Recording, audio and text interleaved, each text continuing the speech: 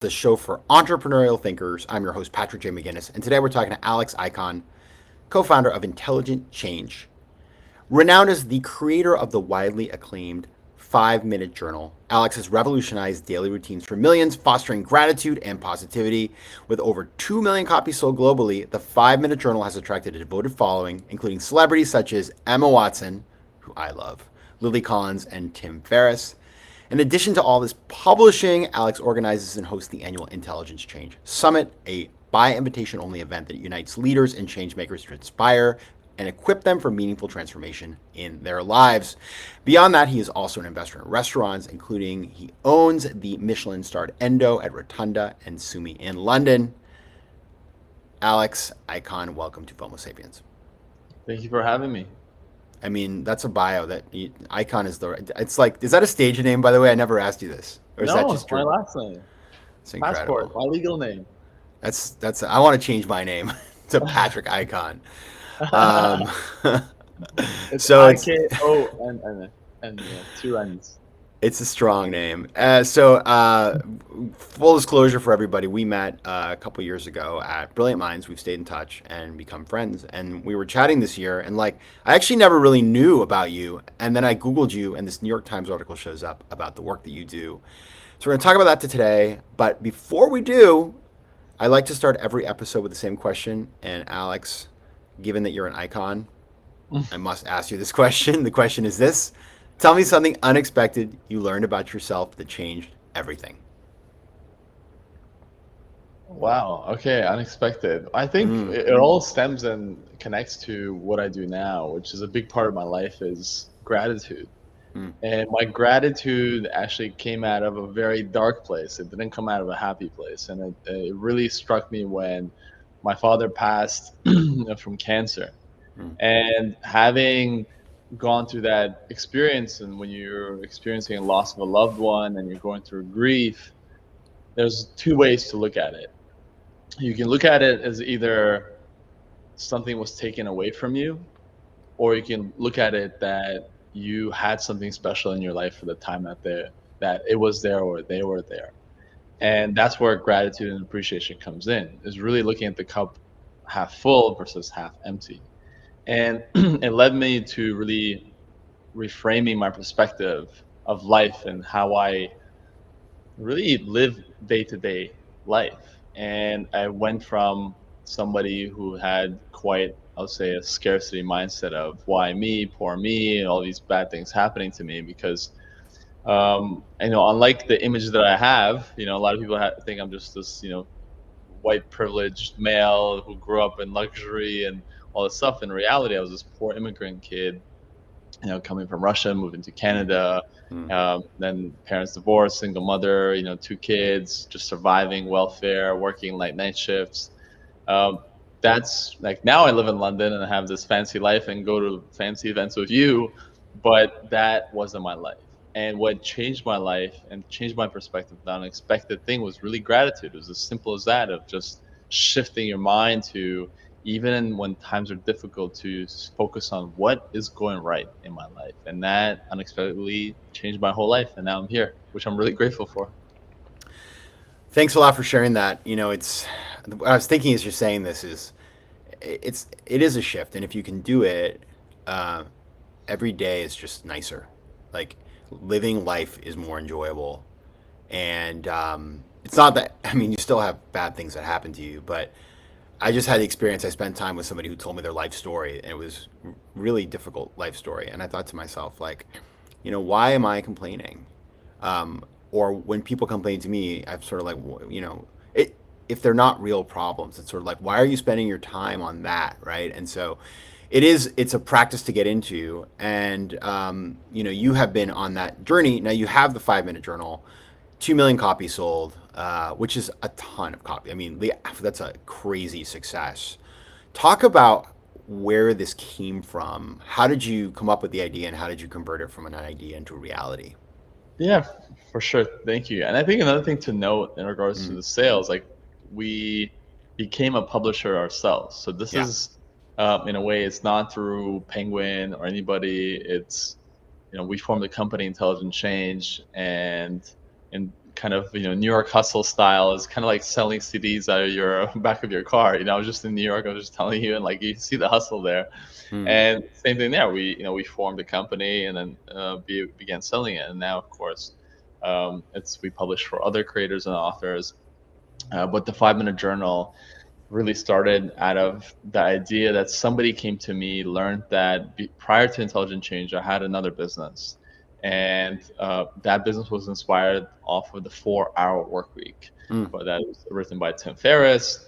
And UJ, who became my business partner, he was like, hey, for a friend of a friend, and I had a friend called Guy, and Guy was like, hey, you should talk to Alex because UJ was looking for somebody who's actually done the 4 Hour Work Week. Because a lot of times you read these books and you're like, has anyone actually done it? Like, Totally. is this like too good to be true?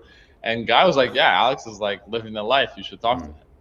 And so we get connected, and UJ right away is like, teach me how to create a business, and I want to be like you and have the 4 Hour Work Week. I'm like, well, like, right away I'm like, slow down, like let's get to know each other. And then we both just became friends, and because we had mutual interest for self-development, growth, mindfulness, wellness, that whole kind of segment. He was an avid, journaler, meditator. And when we because before I engaged with him, kind of helping him out, right away I said, when you're creating a business, and that's what I learned from my business, because the first one that I did it for the lifestyle and the money. Mm. And you quickly learn that even if you become successful, if you're not enjoying what you're doing, you quickly still become miserable. You're Yeah. like, yeah, okay, I have money now and I have a nice fancy life, but if I'm not enjoying what I do or the product that I serve to people, then you're not going to be as fulfilled as if you're actually aligned with your mission and purpose in life. And so I told him, Yeah. like, hey, let's look into what do you actually like? And he's like, well, I journal for an hour in the morning, I meditate for an hour, I exercise for an hour. He has like this 3 hour morning routine. And I'm like, well, good for Wow. you, but like this is because you're like in your mid 20s, no girlfriend, no job really, like, and you have all this time, and it's good that you're working on yourself, but at the same time, I'm like, how realistic is this to create this routine? But let's break this down, and I'm all about like 80-20. That's my biggest really takeaway from the 4 Hour Work Week is like Pareto's law. How do you get to 80% amount of results with just 20% amount of effort? And I said, how do we break down this routine to make it more digestible and something that you can easily do? So the intention and the goal in creating the 5 Minute Journal was, how do we create the simplest, most effective thing that you can do every day to be happier? And in a way, how do we create, this is a kind of also, analogy for the 5 Minute Journals, like, how do we create a toothbrush for your mind? Something that only takes you, 2 to 3 minutes Mm. to do in the morning and evening, that gets you all the results to really clear out and give you that headspace of clarity, of mindfulness, of just appreciation for your life.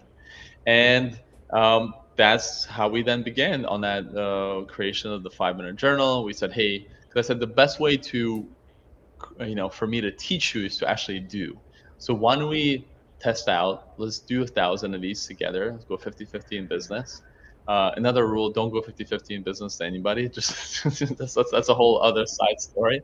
but, but like, let's do it. And the way I'll teach you is by actually doing it. Meaning, I know how to process, I know how to manufacture products, I know how to also put them into 3PL, e-commerce, all that stuff. So we'll do that, but you kind of action it, and Mm. I'll work on the product in terms of design, ideation, because that's the things that I really enjoy. And back then, there wasn't really a guided journal. There wasn't such thing, because the way I felt, there's all these books talking about the things that you should do to create, joy and happiness in your life. It's like, be grateful and practice and journal. But you're like, it. If you have a blank page, it's quite overwhelming. You're like, how do I do this? And I really believe that guiding people, and like I would want a simple guide on like, what questions do I answer and how do I do this in a simple way. So it's really solving my own kind of problem of not wanting to have a 3-hour morning routine and just Yeah. having something very simple and applicable that I can do in my life.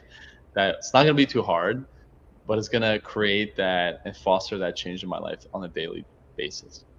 So is that what the secret is? I mean, is this why this thing took off? Is that you're giving people, I mean, the way I think about it, people always talk about journaling and it's like an abstract concept. It's like meditation in that way. You know, people say, "Oh, meditation, so great for you." But for the vast majority of people, it feels um, it can feel like abstract, or like you're just like, well, I don't know if I'm doing it right, or you start doing it and you're like, this feels kind of weird, or there's like it, so it can be very intimidating. But when you give people a very simple way in and make something accessible, and then they try it and they realize, okay, this actually, I'm getting something from this, and they continue and they tell their friends about it and so on and so forth. Is that what you did? Like, is that why it took off in that way, or what was the secret behind really making it go viral in the way that it has? Yeah, I think with so many things, it's easy to say in hindsight this isn't Mm, whatever is perfectly designed. There's always the idea of timing. I think timing is very important of putting out something to the market where something like that didn't exist and people mm, want it. As I said, I wanted a solution like this, but it didn't exist, so I created it. And that's why I always encourage people to look out for what are the problems that you have in your life and how can you create solutions for it. So for me, I think other form factors of the business, which I think that in the product, which made it successful. I was speaking with this about with another founder another day recently, is that to um, get people to create habits with your product to actually use it, it has to be out there where they can see it. And if your product is not beautifully designed, yeah. people will hide your product. So whether it be in the kitchen or in the living room or in your bathroom or in your bedside, whatever product that you're designing, it's important to create we as a company, we always say we're a design-led company. We create our products with the aesthetic in mind first. We do believe that people will judge the book by its cover, and people buy books, especially now, because of its cover. And so very early, we were able to really hit on that kind of minimalist, neutral, I believe, trend before it really hit on. That's something very simple, beautiful. Also, the materials that we selected in regards to the linen, there'll be something that's luxurious but still attainable that can sit, I said, on your coffee table, on your desk, or on your bedside table. I do believe the design and form factor is one of the reasons for its success because it's something that people then shared. We're one of the first journals where, people before the 5 Minute Journal wouldn't share, hey, I'm doing a gratitude journal, but as Mm, it picked up, it also communicated their lifestyle or aspiring lifestyle that they want to live or who they want to become. One of the greatest examples of this when it comes to product design and creation is this whole idea of playing Mario. Do you remember the Mario game? of course. Yeah. So in Mario, the funny thing is, right, when you eat a mushroom, you become Super Mario. I don't know if you know. I never thought about that. Wow. It's So propaganda for the psilocybin industry. yeah, back in the day, back in the 80s or 90s, whatever it was. Anyway, so once Mario eats a mushroom, it becomes Super Mario. He just has these superpowers.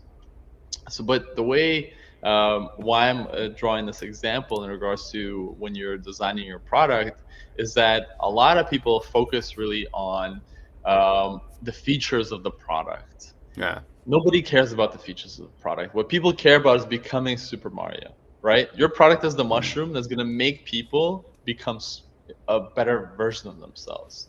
So for us, it was really that element of focus of as well that just with a simple practice, you'll be able to self-actualize yourself as a human and become something that you're trying to aspire to become. Calmer, someone that really is positive and lives life to the fullest. And so one of those, kind of think intentional design form factors, and of course, most importantly, simplicity. That's something you can do. I think has been one of the factors that led to its success. And of course, it helped. Tim Ferriss was one of the first, people that we gifted it to personally, and then he became Tim Ferriss. So Yeah. he genuinely liked the product, and we had a lot of people who then became our first, 1,000 true fans, who then spread it. And luckily for us, a lot of them were quite influential. But it got around, I think, in these circles of highly successful people, because same thing as I touched on before, is that many of them struggle with this idea of like, crap, I have everything in my life and I'm still not happy and I'm feeling crap. Like, what is going on? Yeah. And one of those form factors that they're just simply not practicing this simple practice of, as how we started this podcast, of just gratitude and appreciation, and stopping to becoming aware of what you actually do have in your life. Because if you can't appreciate what you have at any stage in your life, you will never be happy. You can keep climbing and keep climbing, keep getting all the stuff. However, if you're not appreciating and feeling grateful, then it's all there for nothing. Yeah, I mean the surest way to be unhappy is to have really high expectations that are unattained or unrealistic or whatever, and then focus on the fact you haven't reached them yet. Meanwhile, you have many good things around you that you are completely ignoring, and then people always come to that point where they realize it often too late. It's like, wow, then something bad happens, they're like, I never appreciated all the good things. So if you can kind of switch around and do that, it can be very powerful. Alex, I'd love to hear from you. Like, you have all these people are using it. I'm sure you hear stories about people who have used the journal and have had an impact on their lives. So like, what for people who are saying themselves like, this sounds nice, but like, show me the money, what would be a story that sort of illustrates what can happen when somebody does this? Yeah, well, I think the ones that come to mind is, so we as a company in our weekly meetings usually have our customer support. Patricia is part of it, and she shares usually one of these kind of stories from our customers, just to help us Mm, connect with real people who use our product and gain benefits from it. mm, And the stories that really stick out is the stories, really the dark ones, of when people are going through grief, or they potentially are at a place where they're like, life is meaningless and what the hell am I doing this, they're like really dark kind of thoughts. And then having them kind of discover this, or have a friend recommend it or gift it to them, and start using it, the simple practice of gratitude, all of a sudden being like, oh, like all of a sudden I start seeing color. Because I think a lot of times when you're depressed, or wow. you're going through these things, and at the same time you want to, of course, always check with your professional, because some things are chemical, you may have to get Yeah. professional help. However, a lot of times in those states, it can get very black and white, meaning that you don't see the possibility of even things going well.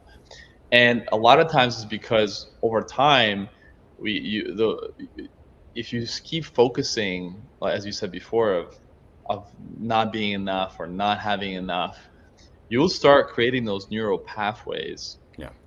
and that will keep feeding you that things. But the beautiful thing is, this is all based on the scientific term called RAS, reticular activating system. There's a part of our brain that what you feed it is basically, it's like a navigation system. It will all of a sudden bring it up to you. So now that you heard about the 5 minute journal, you maybe never heard about it before. Now all of a sudden you'll start seeing TikToks about it, or Instagram, or your friend's gonna tell you about it. You're gonna go in Barnes and Noble. You're like, oh, actually, oh, this is the 5 minute journal thing. Even though before you were never aware of it. But the moment you become aware of something, or the moment you draw attention to something, your brain will start feeding. And what many of us do is, over time, the good or the bad, if you start drawing your attention to something negative and you get in that pattern, then it'll just kind of take you in that pattern. The same way the TikTok or the Instagram algorithm works, our brain is very similar, meaning it will keep feeding you what you keep clicking on. So be careful what you kind of click on and what you draw attention to, and the thoughts that you have.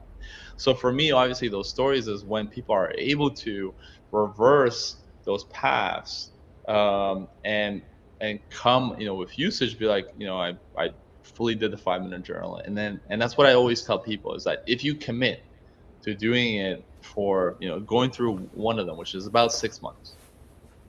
And then what I always tell people, like, you don't have to get the 5 minute journal. It's like you can get $1 notebook, and every day, write in there just 3 things that you're grateful for.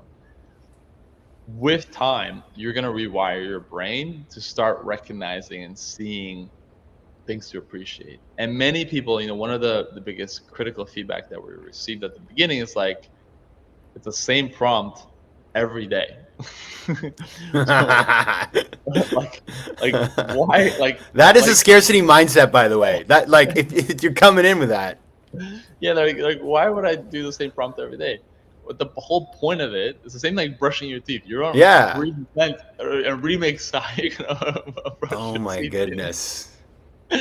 You do it the same way most of the time because you just gotta do the strokes to clean out the stuff, and the same thing with our mind. Just it's a little reminder just to have feed that reticular activating system with the things that you want to kind of appreciate and focus on in your life.